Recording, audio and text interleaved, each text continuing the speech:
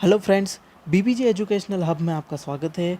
एक बार फिर हम इसकी ज्योग्राफी के 5वें लेक्चर को शुरू करने वाले हैं। यहाँ पर ज्योग्राफी के ये वाला जो लेक्चर है ये बहुत इम्पॉर्टेंट होगा किस हिसाब से हमारे आगे आने वाले पोर्शन के लिए। ठीक है, इसके पहले हम 4 वीडियो और देख चुके हैं ज्योग्राफी से रिलेटेड, जिसमें हमने देखा था हमारा सोलर सिस्टम, हम इक्लिप्स देख चुके हैं, हम लेटीट्यूड लॉन्गिट्यूड देख चुके हैं, अक्षांश देशांतर देख चुके हैं। वो सभी आपके लिए इम्पॉर्टेंट होंगे इस लिहाज से कि कैसे एक पृथ्वी पर सब चीज़ें घटती है और सब कैसे हमारा मौसम बनता है और मौसम में ये घटनाएं कैसे होती है, और आगे के चैप्टर भी इन्हीं चैप्टर से रिलेटेड होंगे। तो हम आगे बढ़ते हैं। हमारा टॉपिक है मोशन ऑफ अर्थ, पृथ्वी की गतियाँ। अब पृथ्वी कैसे गति करती है उसके बारे में हम देखेंगे। पहला हम देखते हैं, देखिए पृथ्वी की गतियों में पृथ्वी की 2 प्रकार की गति होती है। ठीक है, पृथ्वी की 2 प्रकार की गति होती है। हम उन गतियों के बारे में देखते हैं। पहला होता है रोटेशन और दूसरा होता है क्या, रिवॉल्यूशन। रोटेशन और रिवॉल्यूशन 2 टाइप का होता है, एक परिक्रमण होता है, एक परिभ्रमण होता है। ठीक है, अब क्या होता है, जब भी पृथ्वी अपने अक्ष के, ये उसका अक्ष एक्सिस है, ठीक है, जब भी पृथ्वी उसकी एक्सिस के अक्ष के चारों ओर घूमती है एक ही जगह पर, ठीक है, तो उसको क्या बोल देते हैं हम, परिभ्रमण। परिभ्रमण या फिर रोटेशन की बात कर रहे हैं हम। ठीक है, हम किसकी बात कर रहे हैं, रोटेशन की बात कर। रोटेशन किसके अराउंड होगा, एक्सिस के अराउंड रोटेशन होगा। नेक्स्ट होता है हमारा परिभ्रमण। जब भी कोई सेलेस्टियल बॉडी या फिर ब्रह्मांडीय पिंड, ठीक है ध्यान से सुनिएगा, जब भी कोई सेलेस्टियल बॉडी या ब्रह्मांडीय पिंड बोलते हैं, वो किसी अदर बॉडी के अराउंड मोशन करता है, किसी अदर बॉडी के अराउंड मोशन करता है। सपोज इट इज़ सन, ये सन है और ये अर्थ है। जब सूर्य के चारों ओर हमारी पृथ्वी घूमती है, इसको क्या बोलते हैं, रिवॉल्यूशन या फिर परिक्रमण। ठीक है, क्रम वाइज घूमना, देखिए क्रम के अनुसार परिक्रमण, ठीक है, रिवॉल्यूशन, ठीक है, क्रम के अनुसार घूम रही है और इसी क्रम को वो बनाए रखती है, इसलिए परिक्रमण। ठीक है, परिभ्रमण। परिभ्रमण मतलब एक ही अक्ष के अराउंड घूमना, भ्रमण छोटा होता है, परिक्रमण बड़ा होता है। ठीक है, ये भी याद रखिएगा। तो हमारा क्या है, रोटेशन। रोटेशन मतलब उसकी एक्सिस पर घूमना। रिवॉल्यूशन मतलब क्या हुआ, पूरी तरीके से किसी एक सेलेस्टियल बॉडी या ब्रह्मांडीय पिंड के चारों ओर घूमने वाला, है ना। हम जब मोशन करते हैं तब क्या हो जाता है, उसको बोलते हैं रिवॉल्यूशन। ठीक है, यहाँ पर इस वाले में आप देख सकते हैं पूरी तरीके से। सबसे पहले हम किस चीज़ के बारे में देख रहे हैं, यहाँ पर ये रिवॉल्यूशन बताया जा रहा है, रोटेशन। ठीक है, ये पूरा क्या है, ये है रिवॉल्यूशन और ये क्या है, ये है रोटेशन। ठीक है, ये रोटेशन है। इस चीज़ में ये बताया जा रहा है कि इसके अराउंड चंद्रमा घूम रहा है। यह है हमारा परिक्रमण, ये परिक्रमण गति है पृथ्वी की। ठीक है, और ये परिभ्रमण है, अपनी अक्ष पर घूम रहा है। देखिए पृथ्वी यहाँ पर अपने अक्ष पर घूम रही है। ठीक है, तो ये 2 प्रकार की गतियाँ हमारी पृथ्वी की होती है। ठीक है, अब हम आगे बढ़ते हैं। अब देखिए ये भी एक बहुत इम्पॉर्टेंट कॉन्सेप्ट है यहाँ पर कि देखिए सबसे पहले तो पृथ्वी हमारी, पृथ्वी का बोला जाता है कि पृथ्वी अपने अक्ष से, अक्ष मतलब एक्सिस, जब भी कोई बॉडी रोटेट होती है, अक्ष या एक्सिस किसको बोलते हैं, जब भी कोई बॉडी या फिर सर्कुलर बॉडी जब रोटेट होगी तो वो क्या करेगी, वो अपने किन्हीं 2 पॉइंट के ऊपर रोटेट होगी। यदि हम टॉप या भंवरे को घूमते हुए देखते हैं तो वो उसकी नेल के ऊपर, एक कील के ऊपर घूम रहा होता है। ठीक है, तो वो ऊपर की तरफ भी एक पॉइंट है, नीचे की तरफ भी एक पॉइंट है।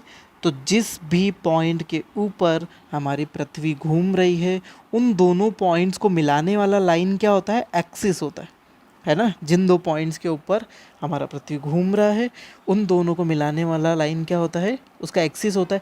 एक्सिस हमेशा क्या होता है, लंबवत होता है, नॉर्मल होता है, नॉर्मल सीधा होता है। ठीक है, अब पृथ्वी के झुकाव की बात करें या फिर एंगल टिल्ट की बात करें, तो पृथ्वी का ये जो एंगल है वो कितना है, 23.5, 23.5, 23.5 डिग्री क्या है, झुकी हुई है पृथ्वी अपने अक्ष पर। यह उसका अक्ष है और उसके अक्ष पर कितनी झुकी हुई है, 23.5, 23.5 डिग्री झुकी हुई है। और यही कारण है पृथ्वी पर क्लाइमेट चेंज होने का, जो हमारे ऋतुएं परिवर्तित होती है उसके पीछे यही सबसे बड़ा कारण है, क्योंकि पृथ्वी अपने अक्ष पर झुकी हुई है। एक और बात देख लें कि हम मार्स के ऊपर लाइफ क्यों देख रहे हैं। मार्स के ऊपर लाइफ इसलिए देख रहे हैं क्योंकि अर्थ हमारी 23.5 टिल्ट है और हमारा जो मार्स है इससे थोड़ा ही ज़्यादा टिल्ट है, मतलब 1.5 डिग्री ज़्यादा झुका हुआ है। मतलब ये 25 डिग्री झुका हुआ है क्या हमारा मार्स या मंगल ग्रह। मतलब पृथ्वी के समान इसके ऊपर भी क्या होगा, क्लाइमेट चेंज होगा।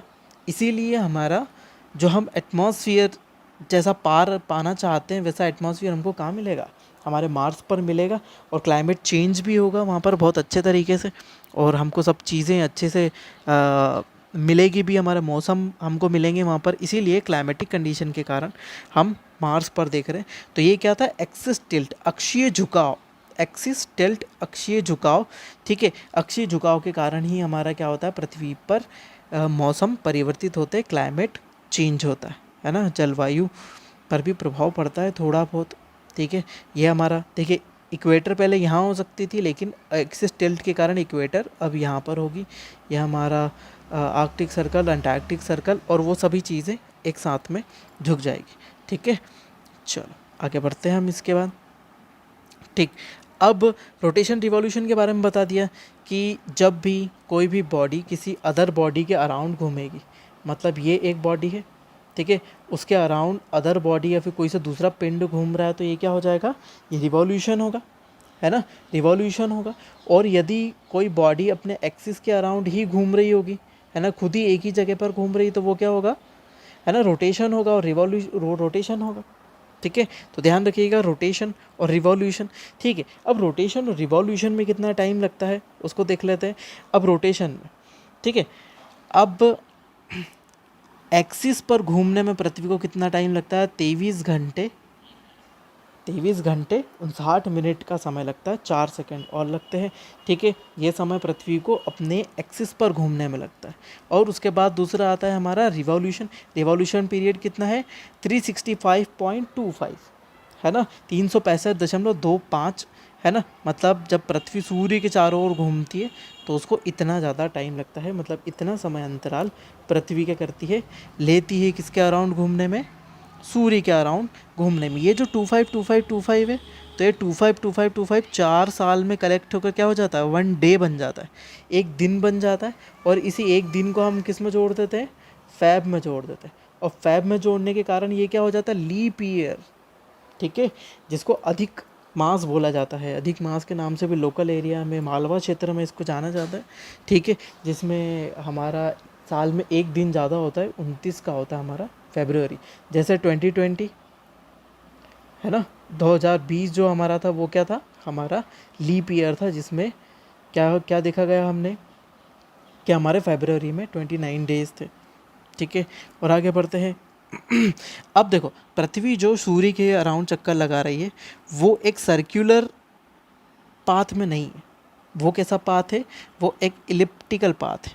ये हमारा सूर्य और ये हमारी पृथ्वी एक ऐसे इलिप्टिकल पाथ में चक्कर लगा रही है, ये और ये हम इसको आगे भी देखेंगे। इलिप्टिकल पाथ में चक्कर लगा रही है, ये सर्कुलर नहीं है। ठीक है, एक पोजीशन होती है जहाँ पर ये दूर होता है, एक पोजीशन होती है जहाँ पर पृथ्वी सूर्य के नज़दीक होती है, ये भी ध्यान रखिएगा। ठीक है, इलिप्टिकल पाथ में हम कर रहे हैं और अर्थ के एक्सिस पर टिल्ट होने के कारण ही हमारे सीज़न चेंज होते हैं। ठीक है, चलो आगे बढ़ते हैं। देखिए, अब अपन चलते हैं मौसम या सीजन्स में। ठीक, मौसम या सीजन्स में अब इसमें एक चीज़ और हम साथ में चलाते हैं, है ना, जिससे और ज़्यादा अच्छे से समझ में आएगा। यह हमारा है क्या, ये हमारी ट्रॉपिक ऑफ कैंसर, ये हमारी इक्वेटर, ये अपना कैप्रिकॉर्न, ये कर्क, ये मकर, ठीक है, और ये भूमध्य रेखा है। ठीक है, ये वाला डायग्राम भी बहुत ही शानदार साथ में चलेगा तो अच्छा लगेगा, समझ में भी आएगा जल्दी से। ठीक है, अब इस पोजीशन पे हम चलते हैं कि सन बीच में और ये 4 पोजीशन दी हुई है। अब बहुत ही इजी तरीके से इसको समझेंगे। ठीक है, अब देखिए यहाँ पर यहाँ पर देखने में आता है कि सूर्य अभी सीधा कहाँ चमक रहा है, ट्रॉपिक ऑफ कैप्रिकॉर्न मकर रेखा पर सीधा चमक रहा है। मतलब कहाँ पर है पोजीशन, यहाँ पर। ठीक है, अब यहाँ पर पहली पोजीशन है। अब ये पोजीशन कब आती है, जब सूरज कहाँ चमकता है, हमारा ट्रॉपिक ऑफ कैप्रिकॉर्न हमारी मकर रेखा पर सीधा चमकता है। वो डेट होती है हमारी 21 दिसंबर। ठीक है, 21 दिसंबर का दिन होता है जब हमारा सूरज मकर रेखा पर सीधा चमक रहा होता है। ठीक है। अब यहाँ पर जान लेने लायक बात है, ठीक। अब यदि ये सदर्न हेमिस्फीयर में, हम इसको लेटीट्यूड लॉन्गिट्यूड में हेमिस्फीयर की बात कर ली है हमने, ठीक है। इक्वेटर के ऊपर का पोर्शन हमारा होता है, इक्वेटर के ऊपर का पोर्शन हमारा कौन सा आता है, नॉर्दर्न हेमिस्फीयर, है ना। और नीचे का होता है सदर्न हेमिस्फीयर होता है, ठीक है। तो ये अभी कहाँ पर है सूरज हमारा, सदर्न हेमिस्फीयर में, ठीक है। हमारा सूरज है अभी सदर्न हेमिस्फीयर में। अब दक्षिणी गोलार्ध में यदि हमारा सूर्य है तो समर सीज़न कहाँ पर होगा, समर सीज़न अभी देखिए ये वो वाले सीज़न नहीं है, ठीक है। इसका कारण मैं आखिर में बताऊँगा। मतलब सूरज यहाँ पर सीधा चमक रहा है, मतलब क्या हो जाएगा, सनलाइट साउथ में ज़्यादा है, मतलब यहाँ पर अभी क्या चल रहा है, समर चल रहा है। और इधर की तरफ हम डेट देख चुके 21 दिसंबर, इस दिन हमारे यहाँ क्या चल रहा है, इस दिन हमारे यहाँ विंटर सीज़न चल रहा है, हमारे यहाँ ठंडी पड़ रही है अच्छी खासी, ठीक है। तो यहाँ पर एक चीज़ जान लेने लायक है कि ये इक्वेटर, ठीक है, इक्वेटर, इक्वेटर से नीचे अभी सूरज सीधा चमक रहा है, ये चमक रहा, मतलब यहाँ पर समर हो रही है और यहाँ पर विंटर टाइप का मौसम हो रहा है, ठीक है। अभी यहाँ पर है, मतलब साउथ में ज़्यादा गर्मी पड़ रही है। अब एक चीज़ और है, मतलब यहाँ पर साउथ पोल जो आपको दिखाई दे रहा है, यहाँ पर साउथ पोल दिख रहा है, ठीक है। साउथ पोल किस में है, सनलाइट में, साउथ पोल सनलाइट में। यदि साउथ पोल सनलाइट में है तो यहाँ पर क्या हो रहा है, 6 मंथ का डे हो रहा है। यदि नॉर्थ पोल सनलाइट में नहीं है वहाँ पर, इसलिए कहाँ पर, नॉर्थ पोल पर 6 मंथ की क्या हो रही है, नाइट हो रही है। साउथ पोल पर, नॉर्थ पोल पर क्या हो रही है, 6 मंथ की नाइट हो रही है। ये भी इम्पॉर्टेंट फैक्टर है। ये कौन सी डेट है, हम डेट देख रहे हैं दिसंबर 21 से 22, ठीक है। 21 दिसंबर का दिन होता है जब क्या होता है, साउथ में डेज़ क्या होते हैं, बड़े होते हैं, ठीक है, और नाइट्स क्या होती है, छोटी होती है। लेकिन वहीं नॉर्थ में क्या होता है, डेज़ छोटे होते हैं और नाइट्स बड़ी होती है ना। दिन की लंबाई क्या होती है, कम होती है, और यहाँ पर दिन की लंबाई ज़्यादा होती है। जहाँ पर सूरज सीधा चमकेगा वहाँ पर दिन का समय क्या होगा, ज़्यादा ही होगा अल्टीमेटली। तो यहाँ पर नॉर्थ पोल जो हमारा है 6 मंथ के नाइट में है, और यहाँ पर साउथ पोल जो है हमारा 6 मंथ के डे में है, ठीक है। अभी यहाँ पर समर सीज़न कहाँ पर है, साउथ में है, ये ध्यान रखिएगा, ठीक है। दिन बड़े कहाँ पर है, साउथ में, और नाइट छोटी कहाँ पर है, साउथ में। और विंटर सीज़न कहाँ पर आ रहा है, नॉर्थ में, और डेज छोटे कहाँ पर है, नॉर्थ में, और नाइट्स बड़ी है, क्योंकि विंटर सीज़न में, ठंडी के मौसम में हमारे यहाँ दिन छोटे ही होते हैं, ठीक है। अब क्या होता है, यहाँ से हम इन डेट्स को याद रखने का सीधा सा फंडा करेंगे, ठीक है। दिसंबर, अब यहाँ से क्या है, हमको लगेंगे 3 महीने, दिसंबर, जनवरी, फरवरी, मार्च। तो हम कहाँ पहुँच गए, मार्च पर हम किस पोजीशन पहुँच गए, यहाँ पर। अब मार्च की पोजीशन पर क्या होता है, देखिए मार्च की पोजीशन पर तो पहुँच गए। अब मार्च की पोजीशन पे यहाँ पे देखिए 21 से 22 मार्च दिया हुआ है, तो हम कहाँ पर पहुँच गए, 21 से 22 मार्च, 3 महीने का अंतराल लगा। मतलब ये जो 3 लाइन का हम जिक्र कर रहे थे, इसमें 3 महीने लगे यहाँ पहुँचने में। मतलब इक्वेटर पर हमारा सूरज पहुँच चुका है और इक्वेटर पर सीधा चमक रहा है, मतलब सूर्य की रोशनी भूमध्य रेखा पर सीधी पड़ रही है। यदि भूमध्य रेखा पर सीधी पड़ रही है तो day is equals to night, दिन और रात बराबर होने वाली स्थिति आ गई, ठीक है। तो दिन और रात बराबर कब होते हैं हमारे, 21 मार्च के दिन, 21 ऑफ मार्च के दिन डे एंड नाइट्स बराबर होते हैं। दोनों जगह सीजन्स क्या होते हैं, दोनों जगह सीजन्स क्या होते हैं, एक जैसे होते हैं, इवन होता है।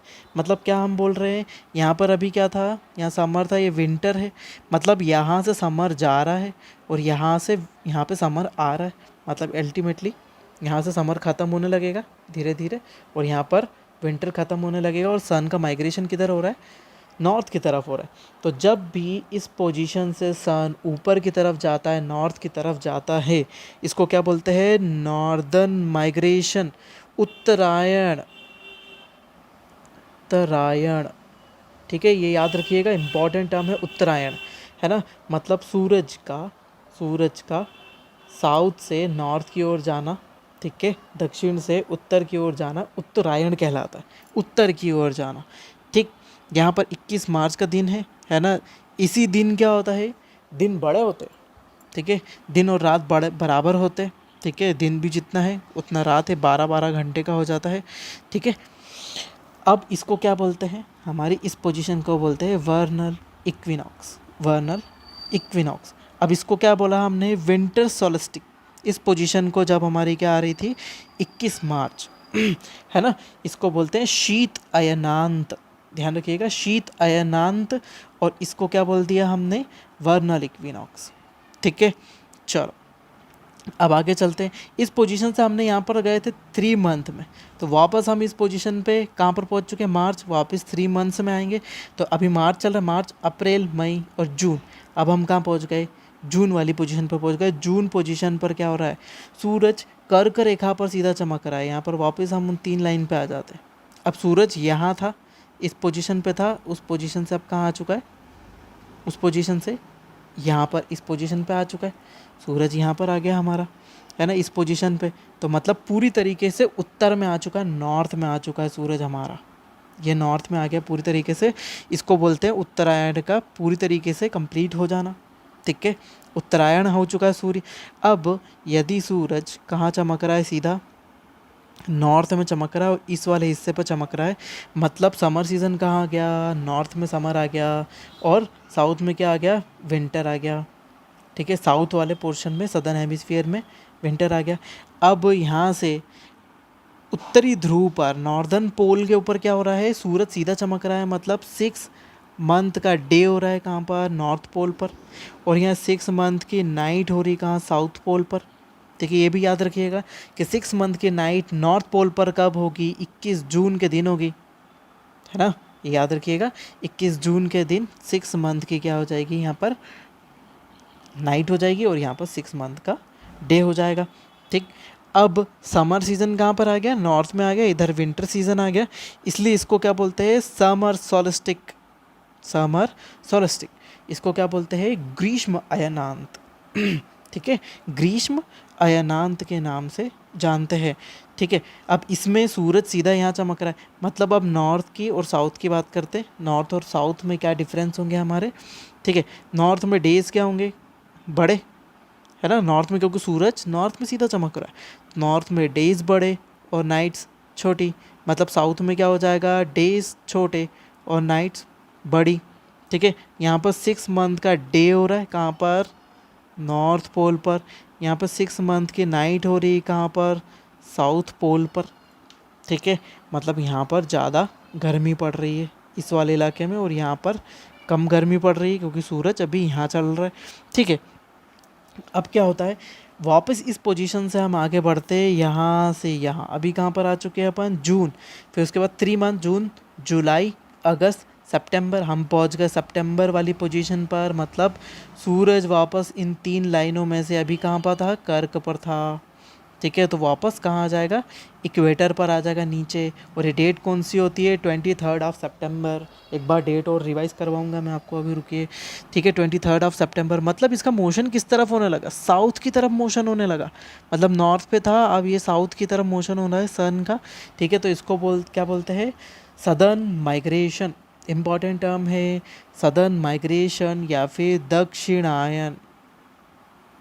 दक्षिणायन, हिंदी इंग्लिश दोनों लोग याद रखें इसको, दक्षिणायन भी कभी कभी आ जाता है ना, दक्षिणायन या फिर सदर्न माइग्रेशन, ये भी इम्पॉर्टेंट टर्म है हमारी। ठीक है, अब आगे बढ़ते हैं। अब इस पोजीशन पर क्या होता है, सन is directly overheaded on equator, वापस से सूरज इक्वेटर पर आ जाता है। ठीक है, जैसे ही ये इक्वेटर पर आ जाता है वापस क्या हो जाता है, डे इक्वल्स टू नाइट, मतलब 12 घंटे के दिन और रात होने लगते हैं वापस। यदि 12 घंटे के दिन और रात होने लगते हैं, मतलब दिन और रात बराबर। अब क्या हो रहा है, अभी यहाँ समर था, यहाँ विंटर था, मतलब समर जा रही है कहाँ से, नॉर्थ पोल से, और समर सीज़न आ रहा है कहाँ पर, साउथ पोल की तरफ। ठीक है, साउथ सदर्न हेमिस्फीयर, ये नॉर्दर्न हेमिस्फीयर। ठीक है, नॉर्थ से समर जा रहा है और इस तरफ विंटर आ रहा है। ठीक है, यही वाली पोजीशन यहाँ पर हो रही है। ठीक है, मतलब ये कौन सा हुआ, सदर्न माइग्रेशन। ठीक है, उत्तर से दक्षिण की ओर जाना। ठीक है, ये कौन सा दिन होता है, 23 सितंबर को, 23 सितंबर के दिन होता है। ठीक है, वापस हम पोजीशन पे चलते हैं, यहाँ से फिर 3 मंथ, सितंबर अक्टूबर नवंबर दिसंबर। देखिए हम दिसंबर पर वापस अपनी पोजीशन पर आ गए। दिसंबर एक बार और रिवाइज करवाते हैं अपन डेट उनको। ठीक है, sun is directly over headed on tropic of Capricorn. ठीक है, मकर रेखा पर सीधा चमकेगा कब? 22 दिसंबर के दिन, ध्यान रखिएगा। ठीक है, नेक्स्ट 3 महीने का गैप यहाँ से वापिस दिसंबर, जनवरी, फरवरी, मार्च। मार्च में हम यहाँ पहुँच गए, मार्च 21 मार्च, 21 मार्च का दिन होगा जिस दिन सूर्य इक्वेटर पर सीधा चमकेगा। यहाँ भी देख लेते हैं, यहाँ से यहाँ पहुँच गया, यहाँ से अब यहाँ पहुँचेगा, ये पहुँच गया, वापस 3 महीने का गैप, मार्च, अप्रैल, मई, जून। जून में यहाँ पर आ गया, जून में कहाँ पर आ गया? कर्क रेखा पर, यहाँ पर ट्रॉपिक ऑफ कैंसर पर आ गया। ट्रॉपिक ऑफ कैंसर पर कब आया? 21 जून को आया। 21 जून के दिन हमारा सूरज कहाँ पहुँच गया? यहाँ पर। अब यहाँ से वापस नीचे जाएगा, ठीक है, मतलब सदर्न माइग्रेशन शुरू होगा और वापस जून, जुलाई, अगस्त, सितंबर, सितंबर को यहाँ पर आ गया। सितंबर कौन सा? 23 सितंबर को कहाँ पर आ गया? वापस इक्वेटर पर आ गया। वापस यहाँ से 3 महीने चले, अक्टूबर, नवंबर, दिसंबर। दिसंबर को हम वापस अपनी एक्चुअल पोजीशन पर आ गए और ये कौन सी पोजीशन हुई हमारी? वापस यहीं पर सूरज पहुंच गया जहाँ से चले थे, ये मोशन हुआ और यही मोशन चलता रहता है सन का, जिसके कारण हमारी अर्थ पर क्या होते हैं? सीजन्स चेंज होते हैं, सीज़न चेंज होते हैं। यहाँ पर सीज़न था हमारा कौन सा? विंटर। यहाँ पर कौन सा सीज़न था? समर। अब यहाँ पर कारण सुनिए कि यहाँ पर सन यहाँ पर डायरेक्टली ओवरहेड हो रहा है और लेकिन विंटर, इसका नाम विंटर सॉल्स्टिक है। यहाँ पर सन इज डायरेक्टली ओवरहेडेड हियर और यहाँ पर अभी विंटर है लेकिन यहाँ पर समर सॉल्स्टिक बोला गया है। ग्रीष्म अयनांत, ये शीत अयनांत बोला गया है। तो क्यों बोला गया? इसके पीछे कारण ये है, छोटा सा रीज़न है। क्योंकि देखिए, अब हम यदि पूरे ग्लोब को देखें या फिर मैप देखेंगे हम, तो मैक्सिमम लैंडफॉर्म कहाँ पर है? ऊपर की तरफ है ठीक है, और मिनिमम लैंडफॉर्म कहाँ है? नीचे की तरफ। यहाँ ऑस्ट्रेलिया है और यहाँ पर ओशियन ज़्यादा है, समुद्र कहाँ है? नीचे की तरफ ज़्यादा है। और यदि समुद्र नीचे की तरफ ज़्यादा है तो यहाँ पर तापमान में अंतर बहुत ही कम होगा। यहाँ पर क्या होगा? तापांतर बहुत ही कम होगा, क्योंकि ओशियंस जो हीट होते हैं, गर्म होते हैं, वो धीरे धीरे होते हैं। ओशियंस जो हीट होते हैं वो क्या होते हैं? धीरे धीरे होते हैं। वो कूल डाउन होते हैं, वो भी धीरे धीरे होते हैं ठीक है, इसलिए यहाँ पर ज़्यादा अंतर नहीं पड़ेगा तापमान का। मतलब यहाँ पर उतनी कड़क सर्दी नहीं पड़ती। कहाँ पर? साउथ में, सदर्न हेमिस्फीयर, दक्षिणी गोलार्ध में उतनी कड़क सर्दी का मौसम नहीं होता है ठीक है, ऊपर की तरफ चलते हैं, ना कि कड़क गर्मी पड़ती है, क्योंकि ओशियन ज़्यादा है इसलिए ओशियन ज़्यादा गर्म हो नहीं पाएगा, इसलिए यहाँ पर उतनी ज़्यादा गर्मी भी नहीं पड़ेगी। जब तक लैंड एरिया नहीं होगा तब तक गर्मी नहीं पड़ेगी। साउथ, नॉर्थ में चलते हैं, ठीक है। नॉर्थ की बात करें, ये नॉर्दर्न हेमिस्फीयर में आकर देखिए, यहाँ पर हमारे सभी कॉन्टिनेंट है। नॉर्थ अमेरिका, ये पूरा यूरोप, रशिया, इंडिया, यहाँ पर सभी, ग्रीनलैंड, है ना, ये सभी है। और सबसे ज़्यादा लैंडफॉर्म कहाँ पर है? नॉर्दर्न हेमिस्फीयर में। यदि नॉर्दर्न हेमिस्फीयर में लैंडफॉर्म ज़्यादा है तो टेम्परेचर गेन क्या होगा? तापमान ज़्यादा ग्रहण कैसे करेंगे? नॉर्दर्न हेमिस्फीयर में ज़्यादा गर्म होगा और ठंडा भी क्या होगा? कूल डाउन भी बहुत तेज़ी से होगा, ठीक है। ये कूल डाउन भी तेज़ी से होता है, बहुत जल्दी से ठंडे भी होते हैं, ठीक है। स्टोन की प्रॉपर्टी होती है, मेटल्स की प्रॉपर्टी होती है, स्टोन्स बने हुए होते हैं मेटल से, ठीक है। बहुत सारे मेटल कंबाइन होते हैं, उससे हमारे स्टोन्स बने हुए होते हैं, स्टोन से हमको मेटल मिलता है, ठीक है तो मेटल की प्रॉपर्टी ये होती है कि वो जल्दी तापमान को ग्रहण भी करते हैं और तापमान को उतनी जल्दी अपने अंदर से निकाल भी देते हैं, ठीक है। इसीलिए ये वाले हिस्से में क्या हो जाएगा? लैंड ज़्यादा होने के कारण, लैंड ज़्यादा होने के कारण ये बहुत जल्दी हीट होगी, मतलब अच्छा खासा क्या हो जाएगा? हमारे यहाँ गर्मी पड़ेगी, ठीक है। फिर ठंडी की बात करें तो यदि ये टेम्परेचर का लॉस भी कर देते हैं जल्दी, तो फिर क्या हो जाएगा? ठंडी का मौसम, ये इतना ज़्यादा एब्जॉर्ब भी नहीं करेंगे। एक बात और ये रखिए कि सूरज जब यहाँ चमक रहा है तो सन की रोशनी यहाँ पर एंगल से आ रही है। यदि सूर्य की रोशनी यहाँ पर एंगल से आ रही है तो रिफ्लेक्शन भी ज़्यादा होगा, रिफ्लेक्ट हो जाएगी सन रेस। और यदि यहाँ सीधी आ रही है तो यहाँ एब्जॉर्प्शन ज़्यादा होगा, अवशोषण ज़्यादा होगा, यहाँ पे परावर्तन ज़्यादा होगा, परावर्तित हो जाएगी।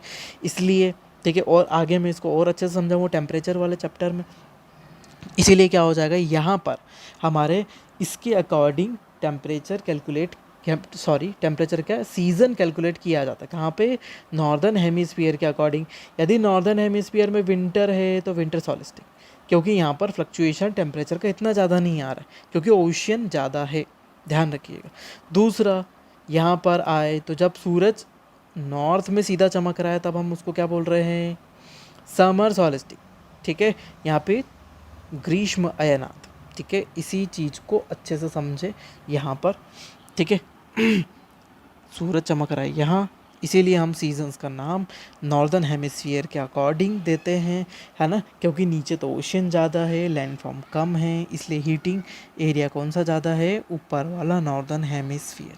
ठीक है, आई होप आपको बहुत अच्छे से क्लियर हो गया होगा यहाँ पर इन सब चीज़ों के बारे में कि किसको क्या बोलते हैं। ठीक है चल और आगे बढ़ते हैं अपन। देखिए यहाँ पर अब चलते हैं अपन एक और चीज़ में। हमने यहाँ पर सब पोजीशन उनके बारे में देखा इसके पहले वाले में। यहाँ पर देखो ये 21 दिसंबर, यहाँ पर एक बार और रिवाइज कर लेते हैं। यहाँ पर कहाँ पर है, कैप्रिकॉर्न पर है, मकर पर है। ठीक है, मकर के बाद कहाँ जा रहा है, इक्वेटर पर सीधा जा रहा है, भूमध्य रेखा पर जा रहा है। उसके बाद कहाँ जा रहा है, कर्क रेखा या फिर कैंसर पर सीधा चमक रहा है, वापस इक्वेटर पर आ रहा है, इक्वेटर पर वापस आ रहा है और वापस कहाँ आ गया, सॉरी ये वाली पोजीशन पर, ये कर्क पर सीधा आ गया और यहाँ से वापस इक्वेटर पर यहाँ आ गया। देखिए इक्वेटर वाली पोजीशन पर यहाँ से घूमकर यहाँ इक्वेटर पर आ गया। अब मैंने आपको पहले ही बताया था कि हमारे अर्थ का मोशन कैसा होता है, इलिप्टिकल ऑर्बिट में होता है। ये ध्यान रखिएगा, इलिप्टिकल ऑर्बिट में होता है। इसमें इलिप्टिकल ऑर्बिट में होता है जिसमें दो पोजीशन होती है। दो पोजीशन जान लेने लायक है, एक पोजीशन जो पास में है, एक पोजीशन जो दूर है। ठीक है, अब कितना होता है ये पोजीशन उनमें, ये पोजीशन में ये दो पोजीशन होती है। पहली होती है ना, पेरीहेलियन। ठीक है, ध्यान रखिएगा, पेरीहेलियन या पेरीजी भी बोलते हैं, पेरीहेलियन या पेरीजी, है ना। और ये वाली पोजीशन हिंदी में होती है हमारी उपसौर, उपसौर की स्थिति होती है। दूसरी ये घूमता हुआ यहाँ आता है और ये दूर की स्थिति होती है, ये है अपोजी, अपोजी बोला जाता है या फिर अपसौर, अपसौर, अपोजी, एपीहेलियन, है ना। ये सब चीज़ें, ये सब इसके नाम हैं, ये अलग अलग नाम हैं, सभी को सब नाम याद रखने हैं इसमें। ठीक है, हमने बोला इसको क्या, जब पैर पास की स्थिति होगी उसको बोला पेरीहेलियन, पेरीजी या फिर उपसौर। ठीक है, जब दूर की स्थिति होगी उसको क्या बोला, एपीहेलियन, अपोजी या अपसौर। ये स्थिति हमने देखी। अब ये पोजीशन कब कब आती है, ये पोजीशन आती है 3 जनवरी को सबसे पास की और 4 जुलाई को सबसे दूर की, है ना। अब इनमें डिस्टेंस क्या होती है, 14.7 करोड़ किलोमीटर दूर होता है, मतलब 147 मिलियन किलोमीटर दूर होता है, क्या होता है, सन। ठीक है, और मतलब ये कौन सी पोजीशन है, पास वाली। और जब ये घूम के यहाँ आता है तो 152 मिलियन किलोमीटर, मतलब 15.2 करोड़ किलोमीटर दूर होता है सूरज। मतलब ये कौन सी पोजीशन है, दूर की, और ये पास की पोजीशन है। पास की पोजीशन को पेरीहेलियन या उपसौर बोलते हैं, उपभाग बोलते हैं। उप मतलब छोटा, उसका ही एक छोटा भाग। उप मतलब छोटा, मतलब पास में। अप मतलब ऊपर, ज़्यादा बढ़ा हुआ, इसलिए। ठीक है, तो ऐसे याद रखिए। यहाँ पर ये है हमारा पेरीहेलियन, पेरीहेलियन मतलब पैरों में, पास में। एपीहेलियन मतलब अप आ रहा है, एपीहेलियन मतलब ऊपर या दूर। ठीक है, ये याद रखिएगा। ठीक है, अब ये पोजीशन उनमें आते हैं। यहाँ पर एक और फिर से कन्फ्यूज़न आ जाता है कि देखो 3 जनवरी को तो सूरज क्या है, पृथ्वी के पास है, लेकिन हमारे यहाँ गर्मी क्यों नहीं बढ़ती है, हमारे यहाँ गर्मी क्यों नहीं होती है इतनी ज़्यादा। और यहाँ पर कौन सा मौसम आ रहा है, जब 4 जुलाई, यहाँ पर तो ठंडी पड़नी चाहिए, यहाँ पर ठंडी का मौसम होना चाहिए, ठंड पड़नी चाहिए, क्योंकि ये तो दूर है ना। अब इस पोजीशन को वापस समझते हैं जो मैंने अभी बताया था इसके पहले, क्योंकि लैंडफॉर्म स्ट्रक्चर ज़्यादा है। देखिए ये पास में है सूरज अभी पास में है, लेकिन सूरज की स्थिति क्या है, अभी हमने देखा 21 दिसंबर को सूरज कहाँ होता है, यहीं होता है। सूरज की पोजीशन यहाँ होती है और नीचे क्या है, ओशियन ज़्यादा है, इसलिए टेम्परेचर बढ़ेगा क्या, नहीं, टेम्परेचर कम ही रहेगा। इसलिए 3 जनवरी को सूरज पृथ्वी के पास होने के बावजूद भी क्या होता है, सदर्न हेमिस्फीयर में उतनी गर्मी नहीं होती है, क्योंकि ओशियन है, यहाँ पर ओशियन है। ओशियन के कारण 7% टेम्परेचर कम होता है, ओशियन होने के कारण 7% टेम्परेचर कम होता है ना। यही कारण है कि यहाँ पर अभी गर्मी नहीं पड़ रही, यहाँ पर ठंडी का मौसम है अर्थ पर। ठीक है, नेक्स्ट पोजीशन आ जाती है कि हम यहाँ जब आते हैं, इस पोजीशन पर आते हैं, ठीक है, तो ये दूर की स्थिति है। ठीक है, टेम्परेचर का थोड़े से भी फ्लक्चुएशन का बहुत फ़र्क पड़ता है। ठीक है, लेकिन अभी हम कहाँ पर है अभी सूरज कहाँ पर है, अभी सूरज कहाँ से निकला है, 4 जुलाई हुई है, मतलब 21 जून के बाद ही, मतलब अल्टीमेटली सूरज यहीं चमक रहा है, नॉर्थ में चमक रहा है यहाँ पर। अब नॉर्थ में क्या है, लैंड फॉर्म ज़्यादा है, यहाँ पर क्या है, लैंड फॉर्म ज़्यादा है। लैंड फॉर्म ज़्यादा होने के कारण टेम्परेचर गेन होता है। टेम्परेचर गेन मतलब ताप ग्रहण करता है हमारा लैंड फॉर्म, हमारी भूमि क्या करती है, ताप को ग्रहण करती है। इसीलिए नॉर्दर्न हेमिस्फीयर में सूरज दूर होने के बावजूद भी 7% टेम्परेचर ज़्यादा होता है। ये याद रखिएगा, बहुत ही इम्पॉर्टेंट है। नॉर्दर्न हेमिस्फीयर में लैंड फॉर्म होने के कारण, ओशियन कम होने के कारण, लैंड फॉर्म ज़्यादा है, भूमि क्षेत्र ज़्यादा है, समुद्री स्थिति कम है, इसलिए क्या होता है, 7% तापमान ज़्यादा होता है ना, दूर भी होने के कारण। तो ये क्या हो जाता, अल्टीमेटली बैलेंस हो गया। मतलब यहाँ पर ओशियन होने के कारण पास में था, ठीक है, तो ओशियन है तो टेम्परेचर नहीं बढ़ा। यहाँ पर लैंड फॉर्म है, दूर है, ठीक है, तो टेम्परेचर क्या हुआ, बढ़ा यहाँ पर। ठीक है, तो इसलिए 7% तापमान यहाँ पर ज़्यादा होता है, टेम्परेचर ज़्यादा होता है, और यहाँ 7% टेम्परेचर कम होता है, पास या दूर होने के कारण भी। इसीलिए पास होने के कारण बहुत ज़्यादा गर्मी नहीं पड़ती, या फिर दूर होने के कारण बहुत ज़्यादा ठंडी नहीं पड़ती है। ये वाली सेक्शन भी हमारा इम्पॉर्टेंट है। ठीक है आपको समझ में आया होगा। ठीक, तो ये हमारे लिए एक और इम्पॉर्टेंट सेक्शन था। ठीक है, इसको बोलते हैं पेरिजी, इसको बोलते हैं अपोजी। दोनों पोजीशन को याद रखिए, इन सभी पोजीशन को याद रखिए। ठीक है, सब आपके सामने है। ठीक है, और हम मिलेंगे इसके बाद नेक्स्ट चैप्टर में, और नेक्स्ट चैप्टर हमारा होगा एटमॉस्फेरिक लेयर। और इस चैप्टर का रिलेशन भी अदर सभी चैप्टर से होगा, क्योंकि हम आगे पूरे सीजन्स देखने वाले हैं कि हमारे सीज़न कौन से होते हैं और कैसे चेंज होते हैं, रेनफॉल है हमारा, और टेम्परेचर का फ्लक्चुएशन है। इन सब चीज़ों का इम्पॉर्टेंस इस चैप्टर से है। आपको यहाँ पर याद रखना पड़ेगा सन कहाँ पर डायरेक्टली ओवरहेड है, कहाँ सीधा चमक रहा है, उन सब पोजीशन के कारण आपको इन सब पोजीशन उनको याद रखना पड़ेगा। इसी से आपको थोड़ा ज़्यादा समझ में आएगा। ठीक है, और हम मिलते हैं नेक्स्ट चैप्टर के लिए। Thank you so much.